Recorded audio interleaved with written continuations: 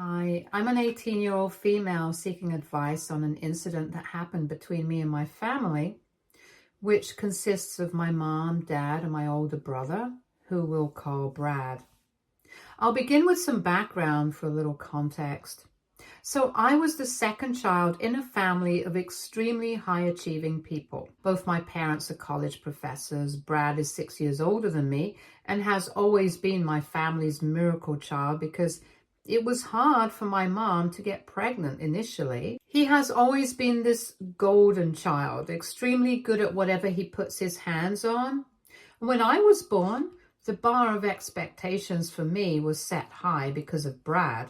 I'm extremely kind and generous, and I involve myself in a lot of social activities. I am not a top scorer or an exceptional athlete, but one thing I know about myself is that I am a good artist.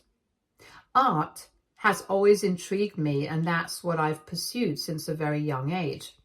It was hard for my family to understand that having different interests didn't make me less capable. So according to them, I have been the failure child. The bias since my childhood has been so blatant that even my extended family could sense that I was treated differently. One Christmas when I was 5, while opening the gifts, I obviously went ahead and picked up the bigger box. Even with the repeated insistence of my mother, I didn't leave it. So my dad decided to snatch the box from me in front of everyone. I began to cry and they tried to shush me with a smaller gift and then handed the bigger box to Brad. He got a telescope, whereas I was given a dress, which I had like 100 of at that point. The next day, my grandparents sent me a dollhouse, realizing what had gone down, and from that day on, they've been my rock. My brother had just passed high school when I turned 13. He got into a good college, and my parents also decided to move us all to a better house in a suburb, an extremely posh location. I wasn't very excited about the move because that meant my grandparents would be even further away. Anyway, I had no say in it, so I went along. My parents had saved a good amount of their income for Brad's education, and the new house was taken on a loan. Brad and I didn't have a sour relationship or relationship at all, but I still decided to gift him a watch with my saved pocket money as a congratulatory gift. He saw the watch and smiled, only for my dad to intervene and take it away because he had gifted Brad a branded one. Brad didn't say anything, but it broke my heart. So from that day on, I decided to mind my own business. Every night at dinner was a horror. All my parents could talk about was how great Brad was doing at college. The constant comparison just got on my nerves, and I cried about it to my grandparents almost every night. I had previously tried to stay with them instead of my parents, but my parents denied it, suspecting I would be spoiled if they let me stay with my grandparents. Now, it is legal in my state for people to work from the age of 14. So on my birthday that year, instead of making the day special for me, my parents decided to give me a valuable life lesson and suggested that I start working part-time to earn my own expenses since they were tight on money because of the new house. They had ample money to send to Brad for his expenses, but was suddenly short as soon as I reached the legal age to earn. I felt lonely, but didn't say anything because I knew there was no point.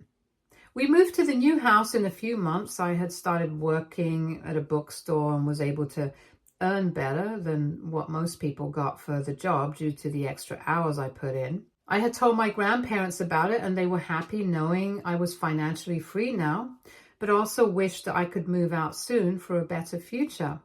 Brad, on the other hand, had been causing some trouble. He had gotten into a relationship and was missing classes and stuff, which led to my parents being frustrated at home. Within that week, my parents decided to have a talk with me. They told me that finances had been tough since they bought this house and had to pay for Brad as well, and they knew I was earning well enough for a part-time job. So they suggested that I start contributing to the house with my money in the form of rent. Their explanation was that they were teaching me the ways of the world without necessarily putting the burden on me. I didn't say anything and went to my room.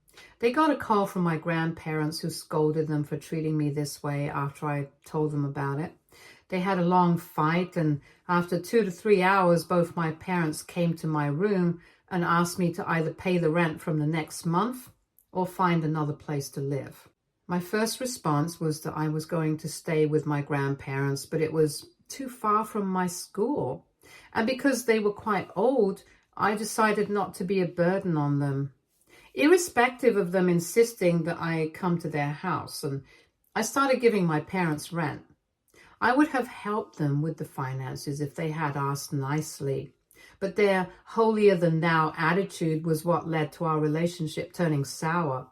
I was just waiting for school to be over so that I could move out of their house, because after this, I didn't feel any connection to my own family.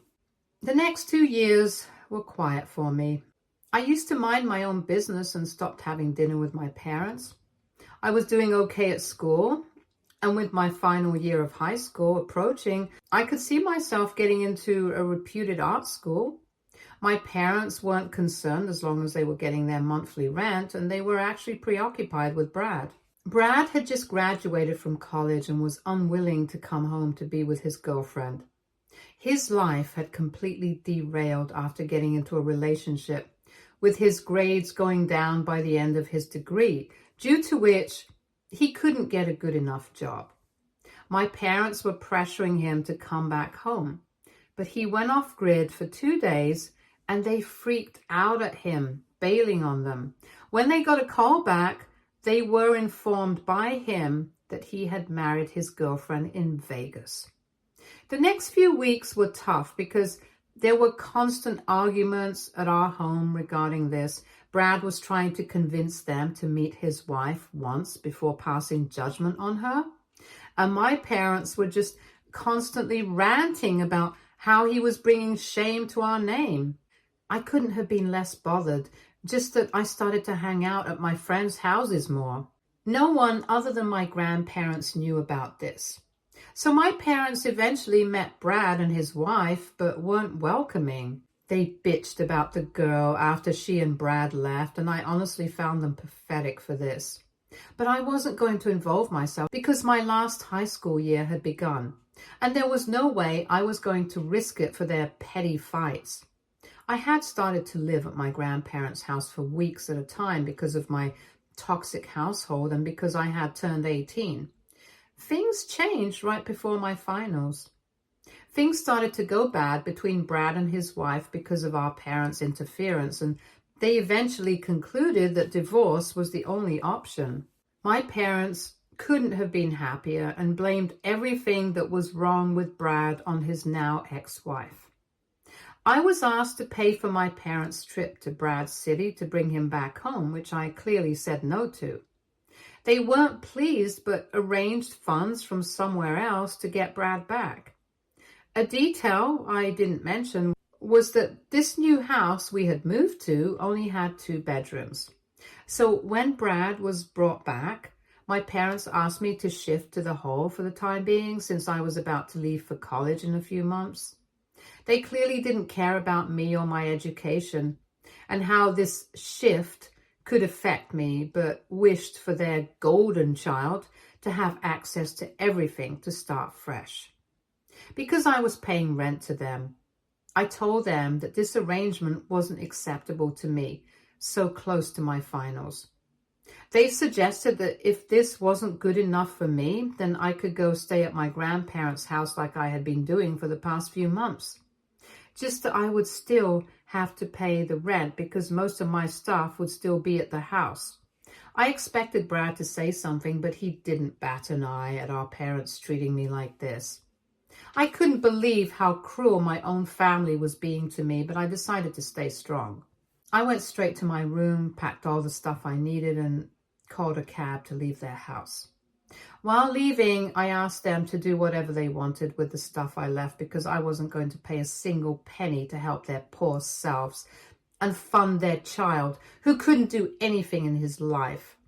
I had already called an Uber, so I stormed out. I called my grandparents on the way and explained everything to them and how I was coming to their house. They welcomed me with open arms and provided me with a safe space. They had gotten calls from my dad asking if I was there so that they could come there to ridicule me after I humiliated them. But my grandparents lied about me not being there and asked my parents not to bother them. The next morning, I saw I had gotten a few calls from them, but over the week, the number of calls started to decrease, meaning that they didn't really care if I was doing okay. So in reciprocation, I went no contact with them. I studied hard for my finals and passed with good grades. I had also applied to colleges and was awaiting the results. One day when I came back home to my grandparents' house, I was surprised to find my parents sitting there waiting for me. As soon as they saw me, my mom started to cry, and my dad, in an angry yet sad voice, began to berate me and called me the worst daughter ever because I abandoned them in their time of need and didn't help them financially when I could have. They were actually at my grandparents' house to ask them for some money because after I stopped paying rent, they were facing difficulties in paying their mortgage. They're now trying to make me feel like an a-hole by saying that family is everything and I abandoned them. Update 1. Thank you to everyone who commented on the original post and understood my situation in that household.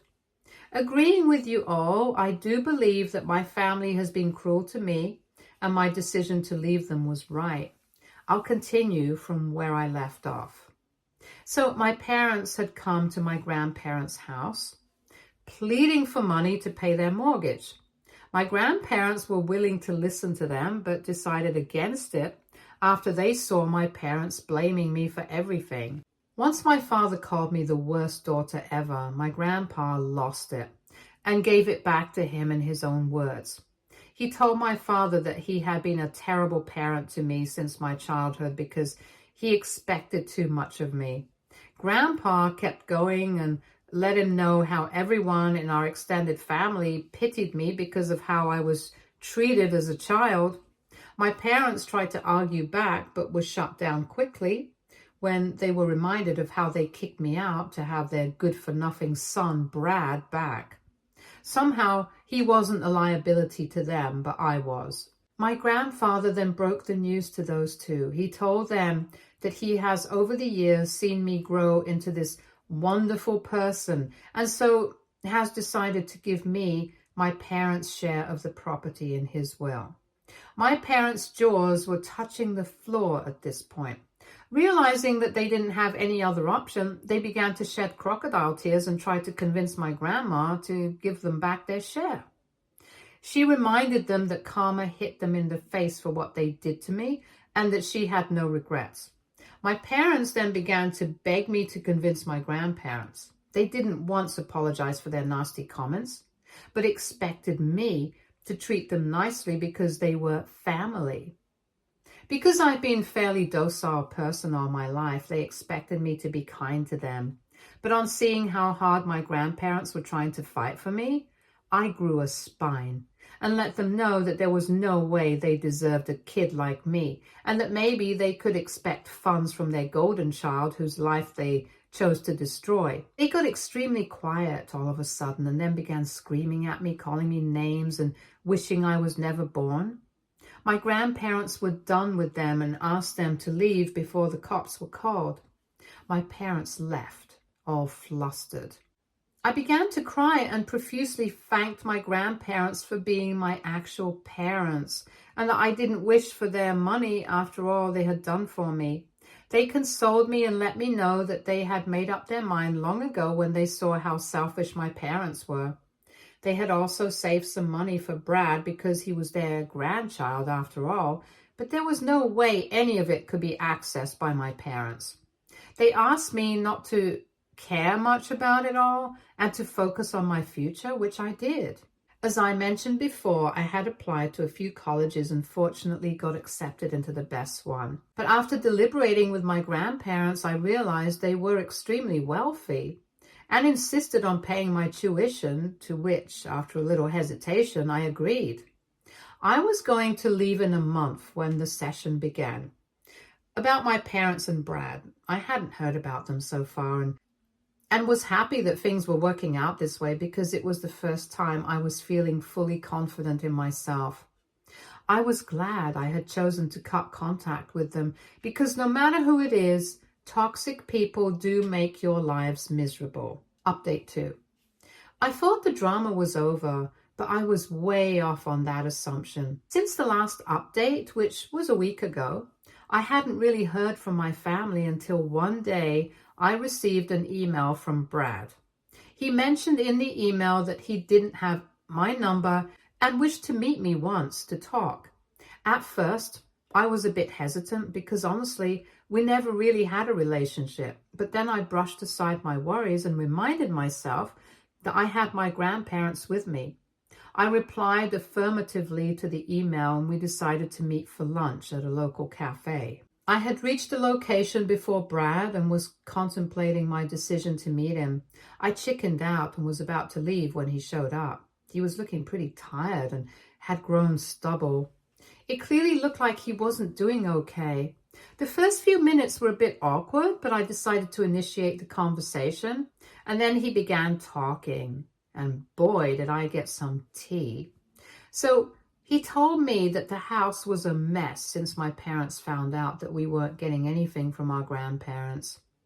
For the first few days, the blame was on me, and then it shifted to them, fighting each other. Brad, who had already been going through a tough divorce, couldn't handle it all and had left the house and had been staying at a friend's. The day before, he visited home and saw the state of the house. It looked like a bachelor's pad and hadn't been cleaned in months. Both the parents weren't at their jobs but sitting inside the home engaging in day drinking. Brad went ahead and cleaned the house, to which our parents replied that there wasn't a need for it because the house would be taken away in a few days as they couldn't afford it anymore. I felt extremely awkward hearing all of this and didn't know how to respond because I had been in situations worse than this because of my parents and sometimes Brad.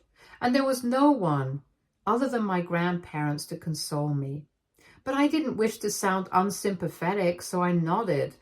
Brad thought that I was sympathizing with him and kept talking, leading to him discussing his personal life. He told me that he had gone to meet his ex-wife secretly a few months back and they ended up in the same hotel room. He said he had gotten a call from her yesterday informing him that she was pregnant and wanted to keep the child while rekindling their relationship. Now, he revealed the actual reason why he wished to meet me. He told me that since I had gotten money from our grandparents recently, maybe I could give a tiny share of it to our parents and some of it to him, so that my parents would finally be able to get their lives together and he could begin afresh with his upcoming parenthood. He reasoned that this was going to be a favor he'd return as soon as he could, and maybe I could do this for my brother in the spirit of our relationship. Sitting there, I couldn't believe his audacity. I thought all this time that he needed an ear, but he was actually there for money. I lost it at that point and decided to be petty. I reminded him that no one was there for me my whole life, and I remember him standing quietly when our parents were kicking me out, so he better not disgrace the word family with his filthy mouth and ask shamelessly for money from me. I also told him that it was our parents who were the reason for their divorce because they deliberately interfered by filling his ears. The parents he was asking money for. Before he could say anything, I left money for my portion of the order and walked out. I went back to my grandparents' house and told them everything, and they said they thought Brad was different, but as they say, the apple doesn't fall far from the tree. Although my grandparents are still concerned about his ex-wife and his child, I think the fault was mine this time because I chose to respond to Brad and meet him, but there was no way I was going to entertain them any further. Update 3. This update is a week from the last one. I'll be moving to my college within the next 2 weeks. So the last time I talked about how I reminded Brad of his place when he tried to ask for money from me. Everything I'm stating now is what I heard from my grandparents, who heard it from my aunt, who heard it directly from the source, Brad. After I told Brad about our parents' involvement in him getting the divorce, he went home angry and confronted our parents. They tried to calm him down and convince him that whatever they did was for his own good. He digressed and decided to leave them for good. They tried calling my grandparents to intervene and stop Brad from leaving, but they told our parents about the ex-wife's pregnancy and how there was no way Brad could be stopped now. My parents also had to vacate their house because they were unable to afford the high mortgage, and they had now moved to a very low-profile area. As far as I know, Brad had left to stay at his ex-wife's house, at least until he gets himself together, and after that, they might think about getting back together. Now, what I'm going to narrate has happened pretty recently, and I'm still quite upset about it. So after Brad left, my parents somehow realized, or assumed, that it was me who told Brad everything and was the reason they were in such a fix in the first place. They decided to warn everyone against me and wrote a pretty delusional Facebook post calling me not only an illegitimate child, but also a burden. They thought their posting such filth would garner them some sympathy, but people who had seen my childhood read that post and wrote some nasty comments about my parents, saying how undeserving they were of a child like me. A few who didn't know anything rang me up and chose some choice words to remind me how ungrateful I was as a child, and I replied to them saying, if they don't know me, their opinion doesn't mean 2 cents to me. It offended most of them, but honestly, I didn't care enough. The only thing I was quite sad about was my parents thinking so lowly of me. I had always tried to be what they wanted me to become, only for them to blame everything wrong in their lives on me. I cried to my grandparents about it, who said that they would make sure I wouldn't have to tolerate my parents once I left the city to study. Now, since my parents' plan to defame me to their advantage had failed, they tried to use the legal route to get back the inheritance they had lost. The lawyer was a family lawyer and had a great friendship with my grandparents. He gave my parents a reality check and asked them to stop humoring themselves, leaving them embarrassed. Then he told my grandpa about it, who narrated the incident to us as a funny story. I don't think my parents' shenanigans are going to stop, but I hope things don't get any worse for me, at least until I leave. After I leave, I will officially be done with them, and none of it would be my business, which, to be honest, is a pretty exciting prospect at this point.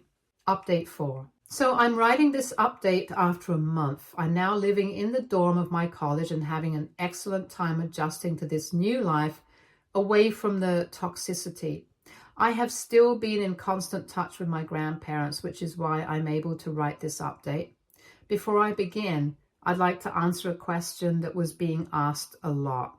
A lot of the comments mentioned that my parents are professors and wondered how it was possible for them to run out of money to pay the mortgage. I think people have underestimated how bad their financial planning was.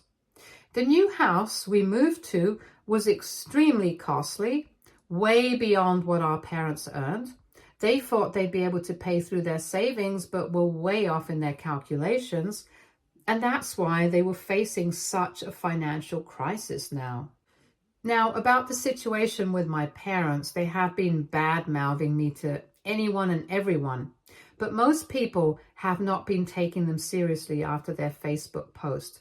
Brad, on the other hand, lived with his ex-wife for like 2 weeks and came back to our hometown in hopes of better opportunities.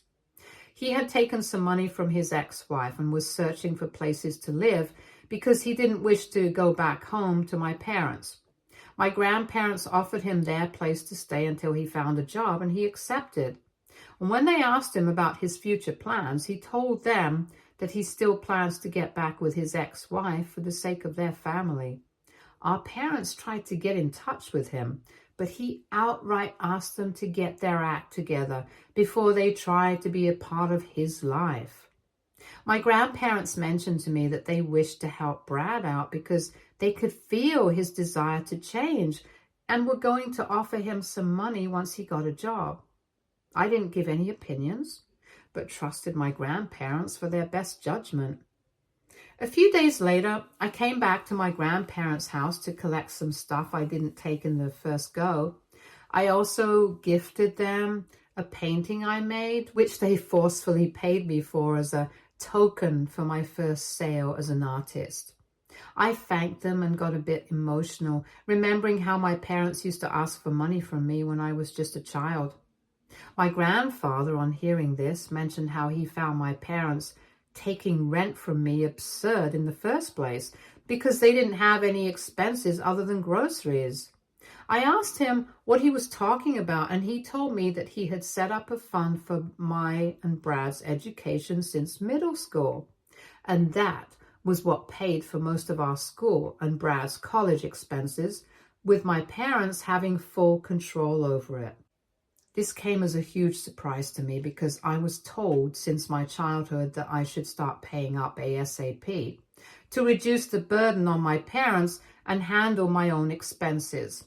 I told my grandfather that I had no idea of this, and he took it into his hands to confront my parents.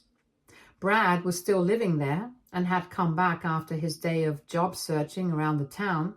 My grandma invited my parents, and what unfolded was something we didn't expect. When my parents showed up, Grandpa sat them down and asked them about the fund for mine and Brad's education in our presence. They tried to cover by saying how it was used as intended, but on being asked further about why I had to contribute, they broke down. They admitted to using all that money for their own enjoyment and activities, never once thinking about how that would affect us. I couldn't believe how my own parents could be this selfish. After listening to everything they had to say, I made it very clear that I wanted nothing to do with them. Even if I ever, which is not a huge possibility at this moment, decide to have a relationship with them in the future, it will be on my terms. The next day, as I was packing to go back to college, Brad came to my room and apologized to me for everything and for not being there as a big brother. He said I was still family to him and he would love it if his child could get to have time with their aunt. I decided to forgive him and slowly build our non-existent relationship. My grandparents were happy that we were trying to patch things up, and honestly, if my grandparents weren't there for me, I don't know where I would have been by now. So, I have decided to dedicate my first professional painting collection to them. Stay tuned for more stories from Argo Relationships.